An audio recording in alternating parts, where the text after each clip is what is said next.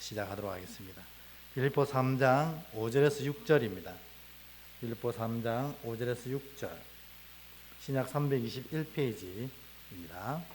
두 절이니까 저와 여러분이 찾아서 한 목소리를 듣도록 하겠습니다. 빌립보 3장 5절에서 6절 같이 읽을까요? 시작.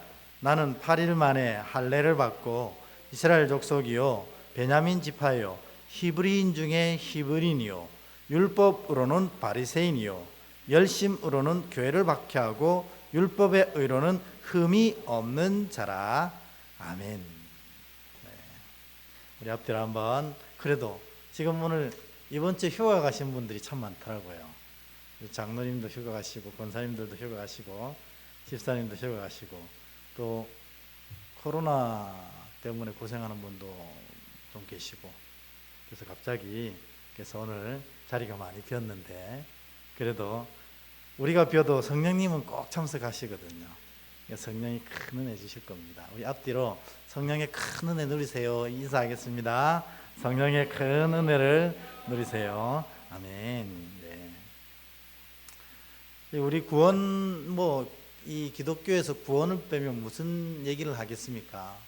근데 이 구원이 알고 보면 정말 우리가 할 수 있는 건 아무것도 없다는 게 구원입니다. 왜?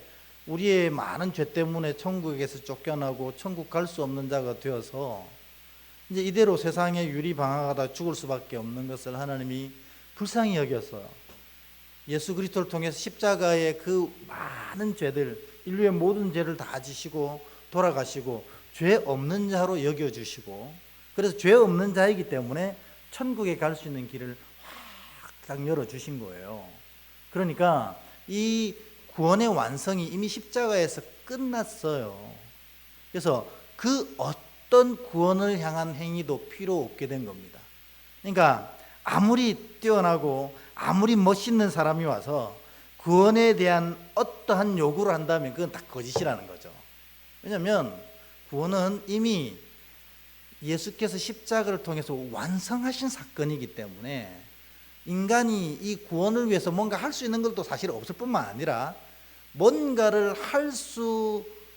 할 필요도 없어요. 왜냐하면 주님이 완성하셨기 때문에. 그런데 예수께서 이 구원을 완성하신 다음에 하나님이 조건을 하나 거신 게 뭐냐면 예수께서 너희의 모든 죄를 다 지고 십자가에 달리심으로 말미암아 너희에게 영생과 천국의 길을 열어놓았다 하는 사실을 믿고 고백하면 이 은혜가 너에게 부어진다 이렇게 선언하신 겁니다.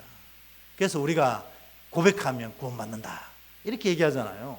근데 알고 보니까 이 고백조차도 우리로는 할 수 없다 하는 것을 알게 됩니다. 여러분 그거 언제 진짜 잘할 수 있냐면 여러분 전도해보면 한 사람을 딱 지정해놓고 전도해보면 알아요. 이야 어떻게 이렇게 좋은 예수님을 안 믿을 수 있을까 싶은데 1년을 전도하고 2년을 전도하고 3년을 전도하는데도 꿈쩍도 안 하는 사람도 있어요. 야, 이게 도대체 무슨 일인가? 왜냐면요, 이렇게 예수를 구주로 고백하는 것도 사람의 힘으로는 할 수 없기 때문에 그렇습니다. 바울은 뭐라고 했냐면 성령이 주시라 하지 아니하시면 아무도 예수를 주라 시인할 수 없다고 얘기하는 거예요. 그러니까 예수께서 모든 구원을 완성하셨고 이걸 아멘으로 받는, 믿고 고백하는 자에게 구원을 허락하시는데 이 아멘으로 이 구원을 허락받는 것조차도 성령이 그를 주장하셔야 된다는 겁니다. 그러니까 여러분 구원에 대해서 우리가 털럭 한 자락만큼이라도 할 일이 없다는 겁니다. 하나님이 완성하시고 믿게 하시는데 그 믿음의 고백도 하나님이 하게 하시는 거예요. 그러니까 사실 목사가 이 구원을 선포하는데 선포하면서 조금 속상한 게 우리가 할 일이 없는 거예요. 성령님이 처음부터 끝까지 다 하시니까. 그러면 목사는 뭘 선포하느냐? 이런 일이 있었다는 사실을 선포하는 겁니다. 그러니까 여러분 구원받는 자의 조건이 있나? 자격이 있나? 없다는 겁니다. 왜냐하면 아무도 이 구원에 대해서 털럭만큼이라도 영향을 끼칠 사람이 인류에게는 한 명도 없거든요. 그러니까 누구라도 구원받을 수 있다는 겁니다. 이게 하나님의 지혜라고 말씀드렸잖아요. 누구라도 구원받을 수 있습니다. 그런데 문제는 뭐냐? 우리가 그 간단하면서도 놀라운 구원의 이 진리를 받지 못한다는 겁니다. 여러 가지 이유가 있겠죠. 주님 있어야 될 자리에 다른 것이 꽉 차 있으니 이것을 거부할 수도 있고, 하여튼 수만 가지 이유가 있겠지만 결국엔 하나님이 작정하신 영혼들은 반드시 믿게 하시더라는 겁니다. 그게 또 놀라운 일이에요. 그래서 천국에 가면 우리가 뭐 농담으로 하잖아요. 놀라운 게 많이 있는데 있을 줄 알았던 사람이 없었더라. 그건 놀란다는 거죠. 오늘 그 얘기를 하려고 하는 거거든요. 오늘 본문은 있을 줄 알았는데 없는 사람도 있고, 네가 천국 왔나 할 정도로 깜짝 놀라는 사람도 있대요. 그게 뭐예요? 천국은 그 누구도 자격이 없는데 하나님이 택정하신 자들이 오더라는 겁니다. 그러면 여러분, 이 구원에 대해서 할 얘기는 참 많지만 이 얘기하고 할 얘기가 많으니까 정리하겠습니다. 그러면 여러분 구원 받으셨습니까? 네. 이게 바로 구원의 증거입니다. 이 밤에, 이렇게 더운 날 밤에 예수 그리스도를 기억하고 이 자리에 나왔다는 건 구원받은 백성이 아니면 절대 불가능한 일이라는 겁니다. 그러니까 여러분이 발걸음을 옮겨서 이 자리에 탁 앉았다는 자체가 하나님이 만세전부터 택정하신 구원받은 자인 줄 믿습니다. 네, 별로 뭐 안 신나시는가 보죠. 네, 다시 한번 구원받은 자인 줄 믿습니다. 아멘. 그런데 목사가 설교를 하는 건 뭐냐? 사실은요, 이 구원받은 자들이 천국길 가기 전에 세상 살면서 누려야 할 복이 있거든요. 그걸 누리기에 합당한 믿음을 가지십시오 하는 겁니다. 그러니까 이 구원에 관련된 믿음은 사실 우리와 관련된 믿음이 아닙니다. 성령이 주시는 믿음이거든요. 예수께서 우리 죄를 사하셨대. 우리 어제 우리 모 성도님처럼 나 하나님의 딸이래. 그 고백이 진짜로 멋있는 고백이거든요. 하나님 딸이래. 당신 장인 하나님이야. 뭐 이런 식으로 얼마나 재밌는 고백이고 멋있는 고백입니까? 이 믿음은 우리가 가질 수 있는 게 아니에요. 누가 준다고 얻는 게 아닙니다. 하나님 성령께서 주셔야만 가능합니다. 그런데 구원받은 이후에 천국 가기 전까지 하나님이 구원받은 자녀들에게 베푸시는 놀라운 은혜들이 있거든요. 성경에 우리의 믿음의 선배들이 경험했던 놀라운 것들 있잖아요. 출애굽했던 이스라엘 백성들이 날마다 경험했던 것들 있잖아요. 그게 구원받은 백성들이 누려야 할 마땅한 복이라는 겁니다. 사실 목사의 설교는 구원을 선포하고 누구든지 이 구원을 받을 수 있다는 선포와 함께 구원받은 자가 누려야 될 복에 대해서 선포하는 겁니다. 그러면서 이 구원받은 자가 누리는 이 복을 받기에 합당한 믿음이 뭔가. 그러니까 이 믿음하고 좀 달라요. 그죠? 구원받기에 합당한 구원받기에 합당한 믿음은 우리가 다룰 수 있는 게 아닙니다. 성령이 주시는 거고. 이것도 사실 똑같지만 일단 우리가 구원받고 나서 누리는 이 복은 우리의 믿음을 통해서 결정된다는 겁니다. 그래서 이 복을 뭐라고 부르냐면 저는 이렇게 불러요. 은혜에 합당한 믿음. 이렇게 부른다는 겁니다. 그래서 목사가 매번 예배 때마다 여러분들한테 막 간절하고 애타게 얘기하는 건 사실 요겁니다. 왜냐하면 구원에 합당한 믿음은 성령이 하시는 것이라 제가 아무리 몸부림친다고 되는 게 아니거든요. 선포할 뿐입니다. 그러나 은혜에 합당한 믿음은 우리가 가질 수 있단 말입니다. 그래서 오늘 그리고 지난주 3일 동안 3주 동안 쭉 해온 게 뭐냐면 사실은 이 얘기입니다. 은혜에 합당한 믿음을 가지려면 어떻게 하면 되는가? 하나님이 믿는 자에게, 구원받은 자에게 허락하시는 이 놀라운 복을 누리려면 어떻게 하면 되는가, 그거를 얘기하는 거라는 겁니다. 그러니까 여러분, 지금 제가 하는 믿음의 얘기를 이 믿음, 구원과 관련된 믿음으로 착각하시면 안 된다는 얘기예요. 그렇지만 이 믿음이 너무나 소중합니다. 복을 누리는 믿음일 뿐만 아니라 이 믿음이 연약해질 때 사단의 도전을 받는다는 겁니다. 예수 믿어도 내 삶 가운데 하나님 살아계심을 경험하지 못하면요, 사단의 도전을 받아요. 근데 안타깝게도 그 도전에 실족하는 자들이 생기더라는 겁니다. 그러니까 이 복이 삶에도 중요한 복이지만 구원받은 믿음을 지켜낼 수 있는 복이라는 겁니다. 그래서 제가 막 이렇게 중요하고 힘주어 얘기하는 겁니다.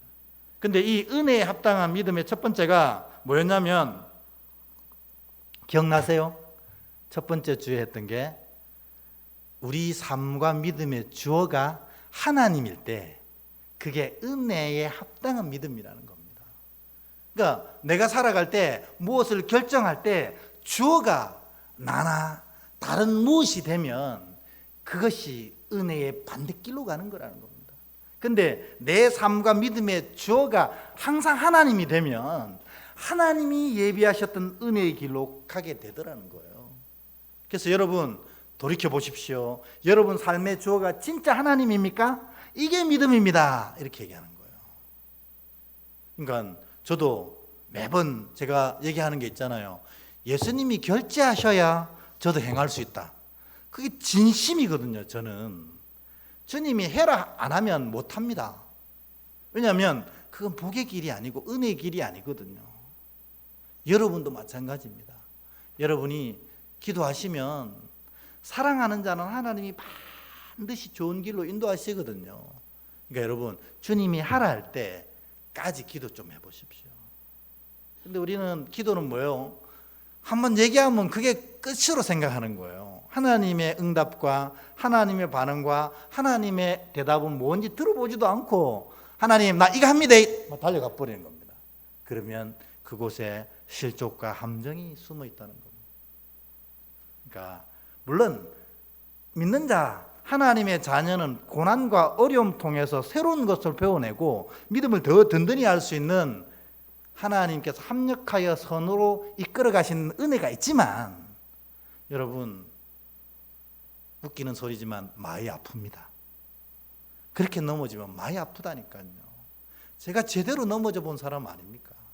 그러니까 그렇게 가다가 넘어지지 말고 하나님이 주어 되셔서 하나님이 하라고 하실 때 행하면 틀림없이 은혜의 길로 가게 되는 것입니다.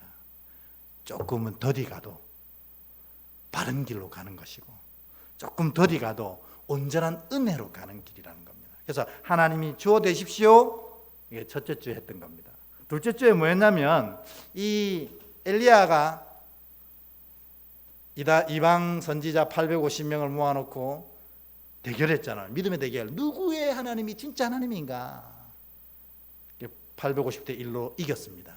그러면서 이스라엘 백성들에게 선포합니다. 너희가 머뭇머뭇하지 마라. 그러니까 신앙이 두 가지 패턴이 있는 거예요. 하나님 앞에 오면 하나님 사랑하는 패턴이 있고, 세상 나가면 세상 사랑하는 패턴이 있는 거예요. 이런 신앙을 회색 신앙이라고 부릅니다. 신앙은 회색이란 없어요. 흰색 아니면 검정색입니다. 그런데 오늘날 회색을 가진 사람들이 신앙인이라고 많이 스스로 얘기하는 겁니다. 절대 그렇지 않습니다. 너희가 하나님을 쫓든지 바알을 쫓든지 하라 하는 겁니다. 그래서 우리는 이것을 알기에 온전히 하나님만 쫓는 순전한 신앙을 가지는 겁니다. 그런데 놀라운 게 뭐냐면, 우리가 순전한 신앙을 가질 때 순전한 하나님의 은혜가 딱 따라온 거예요. 엘리야 선지자가 850명한테 큰 소리치며 여호와 하나님이 살아계신 유일하신 하나님이라 선포할 때 하늘에서 불이 내려가지고 그 제단을 다 음양하시고 뿌려놓았던 모든 물 위를 핥으시면서 여호와만이 오직 유일한 하나님임을 선포하셨어요. 우리의 삶이 순전해지면 이와 같이 순전한 은혜가 날마다 부어지는 것입니다. 그러니까 제가 은혜에 합당한 믿음이라고 하는 게 바로 이런 거라는 겁니다. 사랑하는 여러분이 엘리야의 제단처럼 성령께서 날마다 불로 임하시는 놀라운 하늘복을 누리시는 복된 자 되시길 축복합니다. 네, 오늘 그 세 번째예요. 참된 믿음 뭔가. 그게 바로 오늘 빌립보서 3장 5절에서 6절 통해서 보는데, 이 빌립보서 3장 5절에서 6절은 사실 바울이 얘기했는데 이 부분이 옳다고 지금 얘기하는 거예요? 아무 소용 없다고 얘기하는 거예요? 아무 소용 없다는 얘기를 하면서 지금 자기 걸 얘기하고 있거든요. 그러니까 요 속에 들어가 있는 건 믿음과는 하등 상관없는 내용, 오히려 믿음에 방해되는 내용이 여기 기록되는 거예요. 근데 요 5절 6절에 보면 제일 눈에 띄는 게 뭐냐면 바울 스스로가 율법으로는 바리새인이다 선포하는 겁니다. 여러분, 이 선포가 뭐냐면 율법으로 외적인 모양으로는 흠과 티가 하나도 없이 살았다는 뜻이에요. 여러분, 대단하잖아요. 우리가 사실 이제 이거가 그냥 제가 지나가는 얘기로 합니다. 우리가 기도도 한번 쉬기도 하고 묵상도 쉬기도 하고 예배도 빠지기도 하고 하나님 시키는 일도 모른 척 하기도 하잖아요. 우리가 다 흠과 티가 있어요. 근데 왜 우리가 하나님의 자녀입니까? 하나님이 사랑하셔서 그런 거거든요. 그런데 이 율법으로는 바리새인이라는 것은 뭐냐면 그런 흠과 티가 하나도 없다는 겁니다. 완전 퍼펙트한 사람을 말하는 거예요. 그런데 바울은 이게 믿음이다 아니다? 믿음이 아니라고 얘기하는 거예요. 와, 뭐야 이게? 진짜로 멋있게 1.1의 빈틈없이 실수 없이 게으름 없이 온전하게 신앙했는데 이게 믿음이 아니라고? 바울은 아니라는 겁니다. 그럼 뭐가 믿음이야? 여러분도 착각하시면 안 돼요. 목사라고 믿음 있는 거 아닙니다. 목사를 하기 때문에 믿음 있는 거 아니에요. 목사는 믿음 없어도 할 수 있어요. 여기서 믿음 있는 척 쇼할 수 있습니다. 장로님, 권사님, 집사님, 우리 교회 모든 헌신자들이 믿음 없어도 다 멋들어지게 할 수 있어요. 제가 이전에 사역하던 교회는 이 성가대의 절반은 다 유급 성가대였어요. 반주자, 지휘자, 이 악기 다룬 사람들은 다 유급이었거든요. 근데 정말 멋있었어요, 이 찬양 소리가. 왜냐하면 오케스트라하고 막 대학교 교수님 지휘자가 대학교 교수님 반주자 통해서 또 여러 가지 악기를 통해서 하고 그 속에는 진짜 음악을 전공한 사람들 수두룩 앉아 있는데요. 얼마나 아름답게 나오겠어요. 그럴 수 있다는 겁니다. 믿음이 없어도 찬양을 멋있게 할 수 있다는 겁니다. 그러나 이 찬양을 믿음 없이 했다면 하나님이 받지 않으신다는 걸 기억해야 됩니다. 바울이 오늘 이 빌립보서 통해서 얘기하려고 하는 게 바로 그거였다는 겁니다.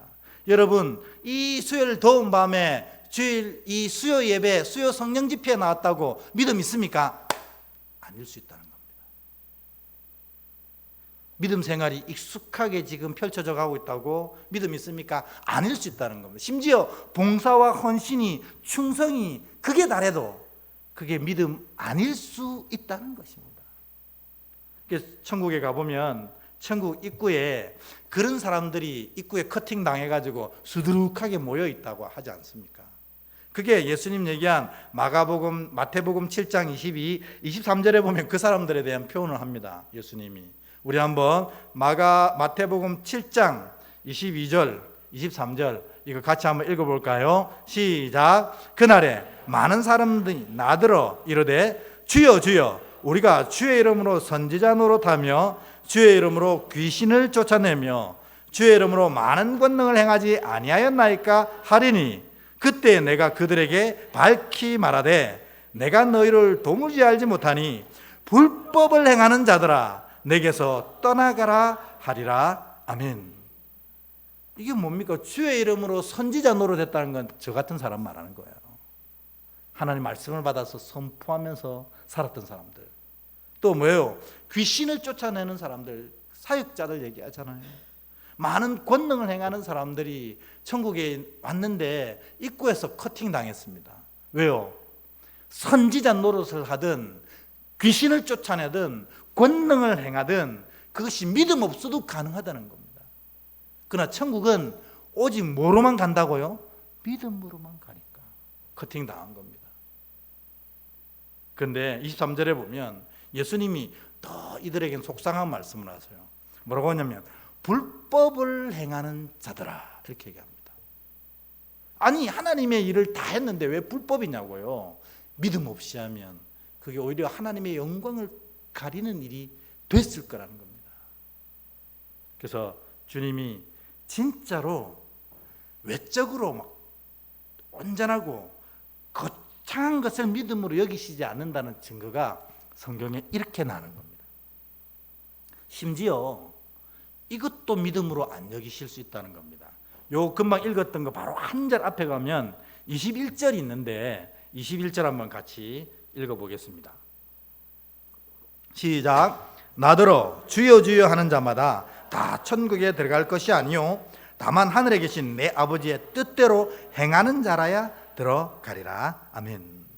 뭐냐면 입으로 주여 주여, 우리가 이렇게 고백하면 천국에 간댔는데 입으로 주여 주여 고백해도 천국 못 가는 자들이 있다는 겁니다.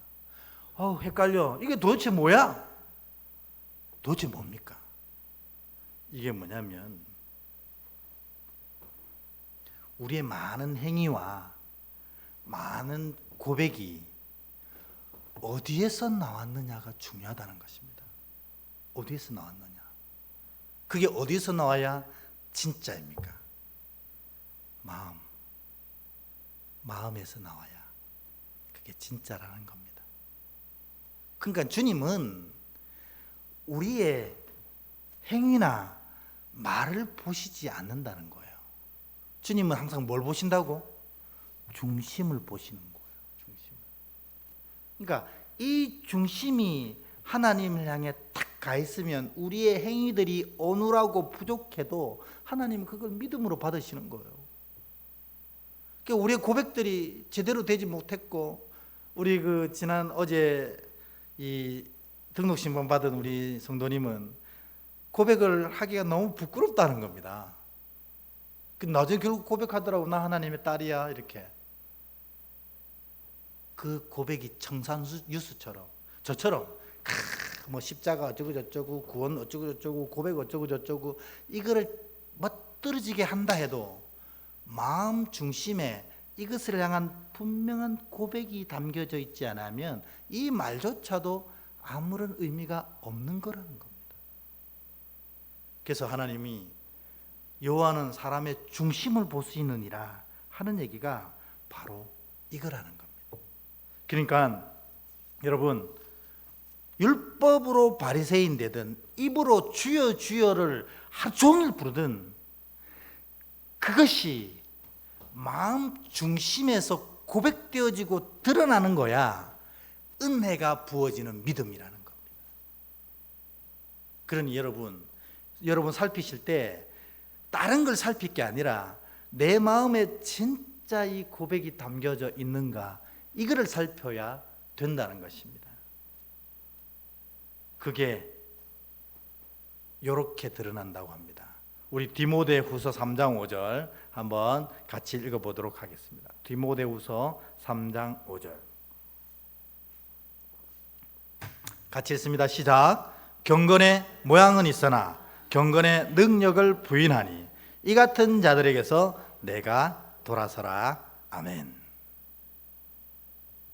그러니 이렇게 마음 중심에 온전한 고백이 없이 행하고 신앙생활을 누리고 또 종교적인 행위를 하고 또 입으로는 주여 주여 부르는 것들에 열심히 있는 사람을 뭐라고 부르냐면 경건의 모양만 있는 자다, 이렇게 얘기하는 겁니다. 그런데 이 특징이 뭐냐면 이렇게 경건의 모양만 있는 자들은 뭐가 없는 거예요? 그 경건이 삶의 능력으로 나타나지 않는다는 겁니다. 우리가 지금 계속 하고 있는 얘기의 입장에서 본다면 하나님의 은혜가 믿음의 자녀에게 부어지지 않는다는 거예요. 그래서 메마른 믿음의 삶을 살아가고 있는 거예요. 구원받은 것 같은데, 내 삶에 하나님의 구원의 은혜가 부어진 것 같은데 왜 내 일상 가운데서는 그 은혜가 부어지지 않는가? 경건의 모양만 있고 경건의 중심이 없으니 경건의 능력이 드러나지 않는 사람이 되어나는 겁니다. 근데 바울은 이런 분들에게 아주 강력하게 얘기합니다. 이 같은 자들에게서 돌아서라는 겁니다. 이 무슨 말입니까? 경건의 모양만 있는 것을 바울은 믿음으로 여기지 않겠다는 선언이라는 겁니다. 왜 바울이 이렇게 강력하게 얘기하냐면 중심의 고백 없는 것들은 아무 소용이 없기 때문에 그렇다는 것입니다. 그러니까 찬양 한 곡을 해도, 기도 한마디를 해도, 하나님께 작은 봉사와 헌신, 작은 것 하나만 하더라도 그 속에 이런 놀라운 고백과 그 속에 놀라운 이 중심이 잡혀야만 의미가 있다는 것을 사도 바울은 강조하는 것입니다. 그러면 여러분, 오늘 얘기의 마지막으로 이제 넘어갑니다. 그럼 도대체 믿음이 뭔데? 믿음 있는 자는 어떤 모양을 가지는데? 제가 대답할 수 없어서 예수님의 음성을 빌립니다. 마가복음입니다. 12장 28절부터 30절 세 절입니다. 이게 진짜 믿음이다, 이렇게 얘기하십니다. 마가복음 12장 28절부터 30절 같이 읽겠습니다. 시작. 서기관 중 한 사람이 그들이 변론하는 것을 듣고 예수께서 잘 대답하신 줄 알고 나와 묻되 모든 계명 중에 첫째가 무엇이니까? 예수께서 대답하시되 첫째는 이것이니 이스라엘아 들으라. 주 곧 우리 하나님은 유일한 주시라. 내 마음을 다하고 목숨을 다하고 뜻을 다하고 힘을 다하여 주 너의 하나님을 사랑하라 하신 것이요. 아멘. 오늘 29절에 보면 우리 하나님이 유일한 주다. 그렇게 네 인생의 주어는 하나님이 되셔야 참된 믿음이다, 그렇게 얘기하시고 30절엔 더 중요한 말씀을 하시는 거예요. 진짜 믿음은 뭐냐면 하나님을 사랑하는 것이 믿음이라는 겁니다. 여러분, 하나님을 사랑하는 믿음이 진짜 믿음이고 은혜에 합당한 믿음이고 주께서 복을 부어주시는 믿음이고 받았던 구원의 은혜를 지킬 수 있는 믿음인데, 이 하나님을 사랑하는 믿음이 뭐냐는 겁니다. 풀어본다면 이렇습니다. 우리의 하는 모든 행위가 하나님을 사랑해서 하는 행위면 그것이 하나님 사랑하는 믿음이라는 겁니다. 여러분, 오늘 예배 드리셨죠? 왜 이 예배를 드립니까? 하나님을 사랑해서 드리는 겁니다. 오늘 하나님 만나고 싶어서, 오늘 하나님 만나고 싶어서 온 거예요. 그 하나님의 음성을 듣고 그 하나님의 말씀을 마음속에 새기고 그 하나님과 교제하고 그 하나님 주시는 힘을 얻기 위해서 이 예배를 오신 겁니다. 그게 바로 하나님을 사랑하는 믿음입니다. 여러분, 요즘 아이들이 연예인 진짜 좋아하잖아요. 연예인.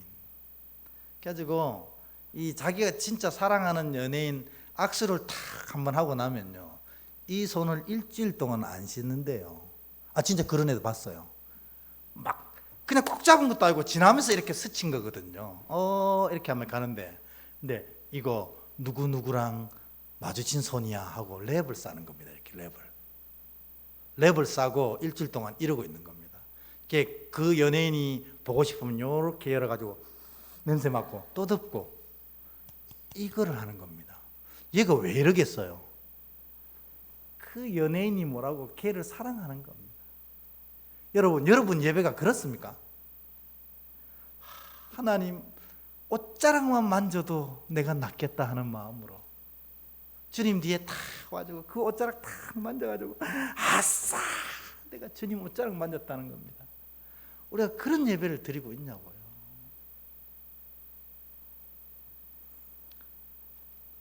그 옛날에 진짜 유명한 연예인들 아이돌 그룹입니다. 남자 아이돌 그룹이 서울에서 공연을 한다고 모두 광고가 났어요. 근데 이 표가 10분 만에 전체 표가 다 팔린 겁니다. 그러니까 예매는 다 팔렸고 이미 10분 만에 현장에서 순서대로 오는 대로 판매하는 표만 남았어요. 근데 이 아이들이 그 표 사려고 며칠 전에 온 줄 아세요? 일주일 전에 지방에서 올라와요. 일주일 전에. 그래가지고 그 매표소 앞에 이 침낭 있잖아요. 침낭 하나 갖다 놓고 계속 있는 겁니다. 그거 문 딱 열리면 1등으로 살려고. 근데 놀라운 게 이런 애들이 한 명이 아니고 수백 명이 줄 쫙 침낭 메고 서 있는 겁니다. 야,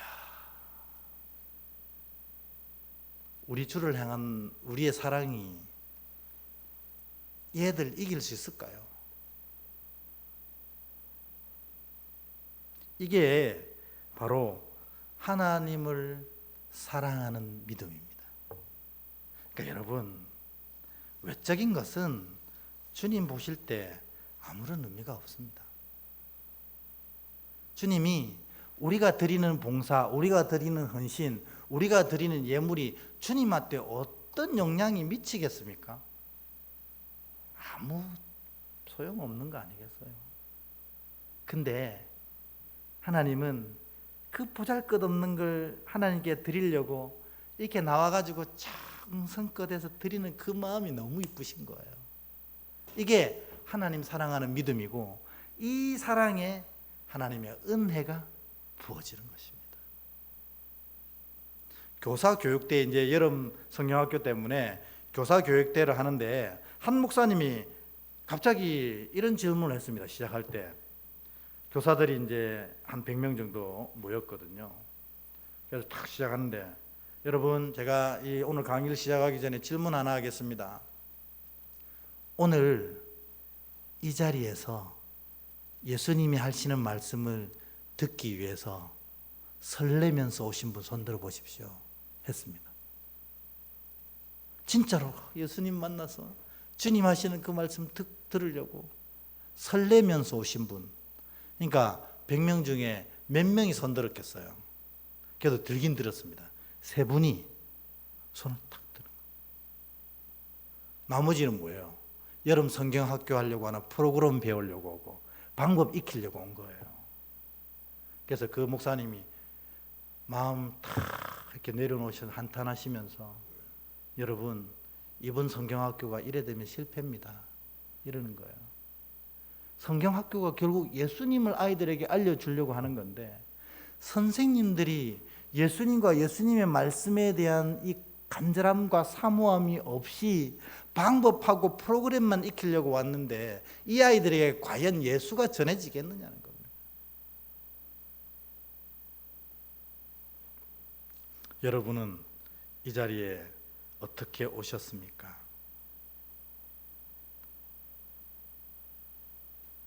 하나님 사랑하는지 안 사랑하는지는 예배 드리는 모습만 보면 알 수 있습니다. 여러분, 그 연예인이 뭐라고? 연예인 한 번 만나려고 일주일을 씁니다.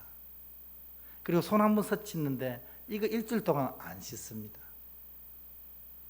근데 우리가 하나님 이 예배의 자리에 나올 때 우리의 마음이 정말 그렇게 준비되어지고 사모함으로 채워져 있지 않는 모습들을 참 많이 보게 됩니다. 그저 평생 드리는 예배 중에 한 번 이렇게 생각하시는 모습들을 보게 됩니다. 여러분, 오늘 이 밤에 주님이 여러분 찾아오시면 어쩔 겁니까? 오늘 이 밤에 내가 그동안 경험조차 못했던 하나님의 역사를 경험하면 어쩔 겁니까? 오늘 이 밤에 하나님이 손을 뻗어서 내 아픈 부위를 탁 만져주시면 어쩔 겁니까? 그런 기대가 이 예배자에겐 있어야 됩니다. 그럴 때 그게 진짜 예배가 되는 거예요. 아니면 그건 뭐예요? 모임. 예수 믿는 사람들의 모임밖에 안 되는 거예요. 그런 모임으로 모이는 사람들을 뭐라 부르냐면 사도 바울은 맨 처음에 얘기했던 대로 율법으로는 바리새인이라는 겁니다. 그거 아무 의미 없습니다. 저도 정말 교회가 멋들어졌으면 좋겠습니다.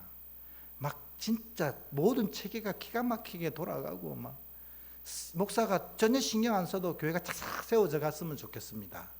그러나 그게 하나님을 향한 뜨거운 사랑으로 하는 것 아니면 다 율법으로는 바리새인이라는 겁니다. 그래서 여러분, 이제부터는 우리가 무엇을 하든지 이 하나님을 사랑하는 믿음으로 하셔야 된다는 겁니다. 그래야 그게 진짜 신앙이고 은혜에 합당한 믿음이라는 겁니다. 하나님을 사랑하는 믿음. 이게 여러분 앞에 딱 마음 중심에 새겨져서 여러분이 하는 모든 것들이 이 하나님의 사랑의 표현이 되기를 축복합니다. 예배, 기도, 찬양, 그러면 다 달라지는 거예요. 숨소리 하나조차도 아름다워지는 것입니다. 그러면 하나님을 사랑하는 믿음을 가지려면 어떻게 하면 됩니까? 라는 질문을 할 수 있잖아요. 나도 그런 믿음을 하고 싶은데 하나님 사랑하는 믿음을 하려면 어떻게 하면 됩니까? 하나님 사랑하지 않을 수 없는 이유가 우리 안에 있어야 됩니다. 그게 없으면 억지로 하나님 사랑하는 믿음으로 하세요도 안 되거든요. 하나님 사랑할 수밖에 없는 이유가 이 안에 딱 자리해야 됩니다. 어떤 사람은 그게 구원의 감격일 수 있습니다. 나 같은 죄 많은 사람을 하나님이 자녀로 삼아 주셨어요. 또 어떤 사람은 하나님이 내 삶 가운데 놀라운 만져주심이 있어서 내 육신의 낙함이 다 회복되었어요. 내 인생에 꼬여갔던 많은 문제들을 해결해 주셨어요. 그게 뭔지 모르겠지만 하나님을 사랑할 수밖에 없는 이유가 우리 안에 있어야 우리 신앙이 진짜 하나님 은혜를 누리는 하나님 사랑하는 믿음으로 자라난다는 것입니다. 여러분은 그런 이유가 있으십니까? 하나님 사랑할 수밖에 없는 이유가 여러분에게 없으면 신앙이 점점 더 약해집니다. 무뎌집니다. 이 신앙이 그저 하는 행위가 됩니다. 율법으로는 바리새인들이 되는 겁니다.